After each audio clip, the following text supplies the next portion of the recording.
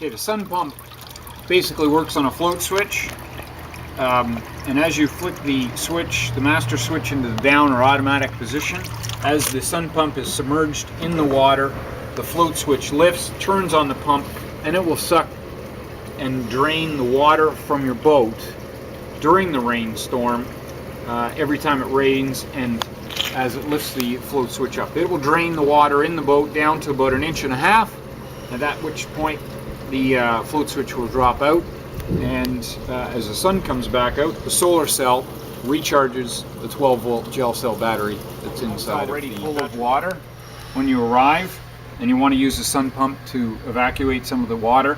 Then basically just set the pump in the upper section of the boat, the middle section of the boat.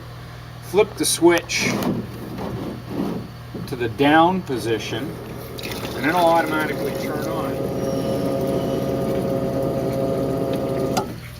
It's very important that when you leave your sun pump in the boat, that just before you leave, you make sure the switch is down in the automatic position, and that you just check to make sure that the float switch itself is not obstructed. So you should be able to rotate it and the pump should turn on, and it'll suck any of the last of the water that's out. If you want to drain your boat to the bottom, then just flick it on the manual, and it'll suck a lot of the remaining water that's left.